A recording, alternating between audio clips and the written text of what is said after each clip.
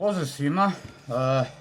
Ja se nikada sad nisam imao potrebu niti želju, ali sada moram na jednu veoma, da kažemo, škatljivu temu, a to je zakon o presadnji organa koji su usvojili u Skupštini, ako se ne varam, juče. Digla se velika prašina da će nam se sada krasti organi. I čitam komentare na internetu i čitam ih i ne mogu da verujem. Toliko negativnih komentara, sve na temu da će nam se sada krasti organi, da će nas doktori ubijati zbog organa, da će nas kasapiti, da će to biti odstrel i sve zbog novaca. Zašto snimam ovo? Moje ime je Marko, imam 29 godina i 3 godine se dijaliziram. Ovo je moja fistula gde me bodu svaki drugi dan iglama debelim 2 mm po 2 igle i ležim nepomično 4,5 sata. Sve ukupno traje nekih 5,5 sati sa pripremom, odlaskom, dolaskom. I posle dijalize imam sposobnost samo da padnem u krevet i da odspavam nekih 6-7 sati. Na to se svodi moj život. U državi Srbiji kao invalid od 100% dobijam 28.000 dinara. Ja opet kažem, 3 godine sam na lizi, znači od neke svoje 26. 7. Prošao sam nešto, eto, imao sam neko lepo detinjstvo, sve to okej, radio sam, nisam radio, šta već. Ali ne mogu da ćutim zato što sve te komentare koje možete vidjeti na internetu govore ljudi koji ne samo da nemaju škole, nego nisu sposobni sami da pređu ulicu. Ja se sad izvinjavam ako vređam i ako vređam nekoga od vas, ali to je činjenica. Izuzetna činjenica da govore izuzetno nestručni ljudi o nečemu, o čemu imaju pojam samo iz nekih horror filmova gde vade bubrege u kadama i motelima, po nekim horror filmovima, mislim se, toliko nebuloza čitam. Usvojen je zakon da ukoliko neko doživi moždanu smrt, a objasnit ćemo i šta je moždana smrt, je donor organa, ukoliko njegova porodica na to pristane. Moždana smrt je takva smrt da vaš mozak više ne radi. Ne može da šalje signale vašem srcu da ona kuca, vašim plućima da rade, vašim organima da rade. To radi mašina. Vaša glava je mrtva, telo održava mašina. Takvi organi mogu da se iskoriste pod uslovom da imate određen broj godina, da ne bolujete od nečega i niste bolovali od nečega što moglo da ošteti vaše organe. U busu sam čuo razgovor matorca preko 65 godina koji tvrdi kako će sad krasti organi, kako će nas ubijeti.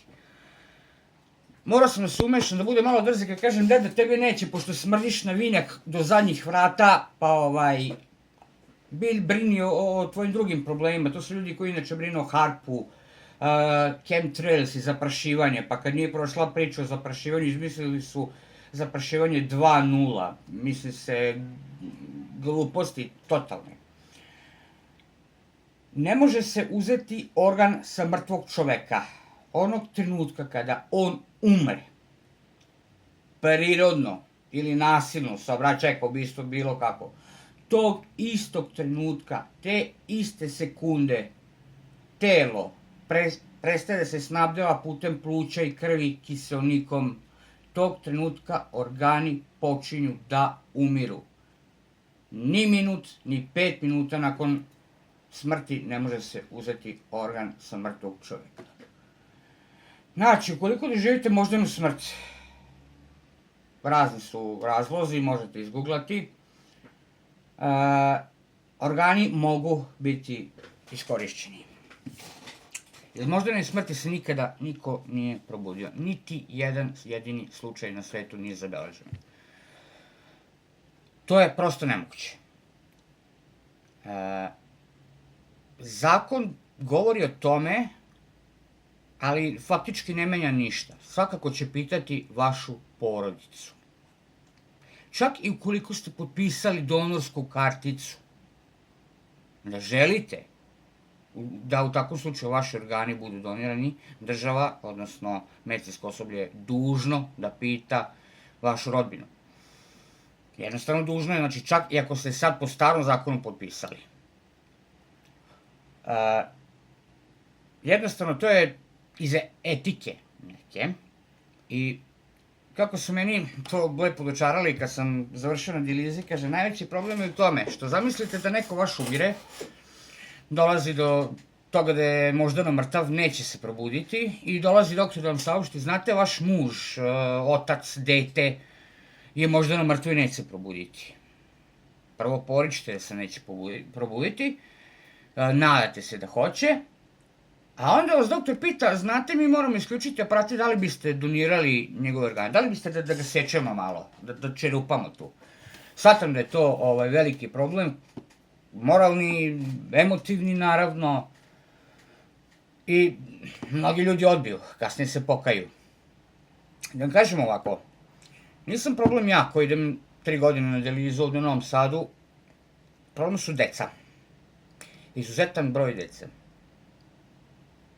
I 2 dece je previše, a ne broj koji ide na dijalizu. Čak putuju, znam neke koji su iz Novog Sada išli u Beograd na dijalizu, znači svaki drugi dan su išli tamo na dijalizu zato što nema dijalize za decu u Novom Sadu. Stanje na državnim klinikama je užasno, aparati stari po 15 godina, zastarala tehnologija, čak država socijalno, odnosno zdravstveno ne pokriva sve tretmane, odnosno, da ne ulazim u dublju tu tematiku, samo 60% pacijenata ima pravo da se dijalizira po tim novim nekim tretmanima, aparatima i vrstama dijalizama, ima tu više stvari, mogu bi da sutra pričamo o tome. Problem je nastao kada je onaj ušati majmun Martinović izjavio da mrtvi ljudi ne posjeduju svoje organe. Ja jesam da se usvoji taj zakon kao što jeste usvojen, ali taj majmunoliki kreten iz Srpske nazadne stranke nas je samo unazadio. Takvom izjavom. Ljudi, ako vi ne želite da vaši organi budu donirani, ili se plašite da će vas doktor ubiti, vi potpišite da ne želite. Imate tu opciju. I zamolite vašu rodbinu, porodicu, da kada vi umrete, lepo vam skinu majicu i pogledaju da li vi imate neki rez. Ali da vam kažem jedno, pored toga što govorite će doktori biti zbog para, da li poznajete nekog doktora? Prijatelj, poznanik, rodbina, i ga pitate, jel bi to radio? Jel mislite da su svi do jednog ubice? Jel mislite da svi to rade za pare? Da im nije bitno zdravlje, da su svi završili medicinsku školu zbog para? Nemojte, molim vas. Pa pitajte vašeg doktora. Vjerojatno da imate svog izabranog lekara, poznanika, bilo koga. Ne možete kupiti organ, ljudi. Sad ću da vam objasnim zašto. Ne možete uzeti bubreg od ove osobe i usaditi u ovu. Prva stvar je, mora se poklapati krvna grupa, ali toga nema toliko. Druga stvar je poklapanje tkiva. Pre presadnje vrši se test koji govori o tome, koji pokazuje to da li se podudara vaš bubreg sa mojim. Ako se ne podudara, moje tijelo će ga odbiti, moj imunitet će ga odbiti. Čemu se radi kad vidite na internetu da neko skuplja pare za organ, da bi u inostranstvu se presadio? Šta mislite odakle njima organi? Ne plaća. Ne plaća organ. Plaća mesto na listi. Da bi i u toj državi bio na listi, da može da dobije organ. Kada ste na listi, niste na listi po rednim brojem. Vi možete da budete, sad ću dati za primjer svoju krvnu grupu A+, koja je u Srbiji i u ovom regionu najčešća. Možete biti A+ krvna grupa i da bubreg dobijete za mjesec dana, a možete da ga dobijete i za 16 godina. plaćate da budete na listi i onda kada se potrefi ta podudarnost tkiva sa najvećom ocenom, tada možete dobiti taj organ. Čak se i tada gleda u kakvom ste vi zdravstvenom stanju, da nemate neke upale, infekcije, zdravstvene probleme, jer ne može se vršiti operacija prilikom takvih problema. Znači, ne mogu doktori ići i ubijati ljude da bi im uzeli organe. Ne mogu. Prva stvar, kažem, pogledajte, zahtevajte da pregledate vašeg pokojnika. Eto, pre sahrane zahtevajte. Pojavila se sada takva idiotska laž na Facebooku, gledam, kaže čovjek otišao da operiše slepo crevo i na ultrazvuku pokazuje da nema bubrega. Ej, ja sam po struci automehaničar, ne bavim se tim, sam za automehaničar, ali sve ove godine koje sam proveo u bolnici na dijalizama, pa valjda znam gde se operiše za bubreg, a gde se operiše za slepo crevo, ljudi. Kako traje oporavak od vađenja slepog creva, a kako traje oporavak od vađenja bubrega, ljudi. Oporavak od vađenja bubrega je toliko komplikovan, toliko težak. Od slepog creva vi ste posle 2 dana kući na nogama. Posle vađenja bubrega nije vam sve jedno, nedelju dana dolazite sebi, bre. Takva glupost. Šta je sad tu problem? Tu je problem što takvu glupost su posirili opozicija. Neću kažem i za poziciju, očigledno da sam protiv njih, neću kažem i ko su za opozicije. Problem je što opozicija se nikada neće složiti sa pozicijom, to je sa vladajućima, nikad neće reći naprednjacima, ulazimo u politiku, jel? Nikad neće reći svaka čast, to ste u pravu, nego sve kontra. Znači, ne može to što delite da će vas krasti u delove. Znači, prva stvar, da ponovim, ne mogu uzeti organe sa mrtvih. Druga stvar, znači, nema teoretske šanse da vam operišu slepo crevo i da vam kradu organe. Treća stvar, potpišite ako ne želite da budete donor organa. Moj prijatelj je umro pre 2 godine, Dejan čekao je pluća. Skupili smo pare da je bio negde u inostranstvu, bio na listi. Skupili smo 100.000 evra, nismo skupili i on je preminuo. Mlad momak, mislim da je bio 85. godište. Eto, sad ga nema. Sad ga nema zato što nam je zdravstvo tako kako jeste. Republika Hrvatska, na samo 80 km od Novog Sada, se nalazi Republika Hrvatska, ona je jedna od vodećih u Evropi po broju presadnja organa. Mi smo jedni od poslednjih. Da li je to normalno, ja vas pitam? Srbija je poslednje 2 godine, posebno Novi Sad, imala transplantacija u roku od godinu dana. U stvari poslednje te 2 godine. Koliko nije imala za 10 godina, znači to je povećanje svesti. Meni je izuzetno drago zbog toga. Posebno zato što mnogo ljudi čeka i srce, i pluća, i jetru, organe bez kojih se ne može. Ja znam neke ljudi koji su 20 godina na dijalizi, verujte mi, funkcionišu. Nije to život, ali tako mora, ne može drugačije. A ima ljudi koji čekaju organ da bi preživeli.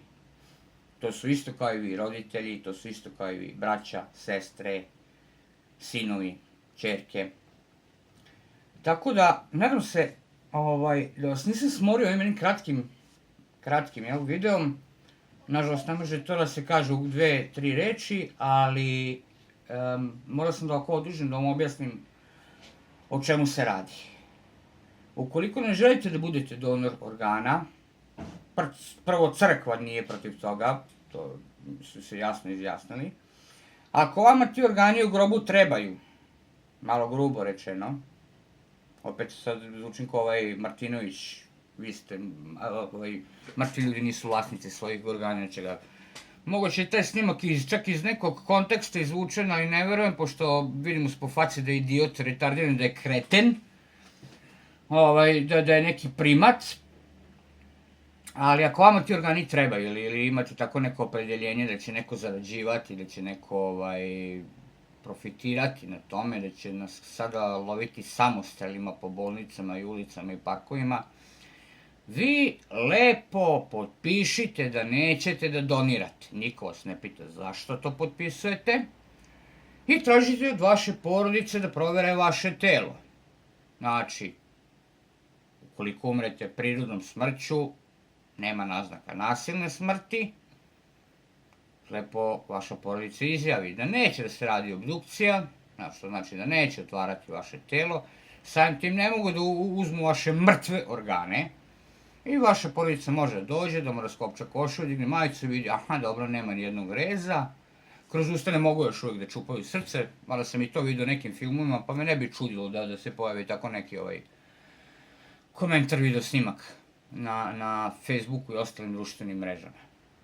Potpišite karticu da niste donori, da ne želite to, klonite se bolnica, klonite se bolesti, nastavite da lečite vaše tegobe, većina, neću kažem svi, flašom vinjaka ili viljemovke, po običaju, nastavite da brinete o mnogo većim problemima kao što su HARP, zaprašivanje iz aviona,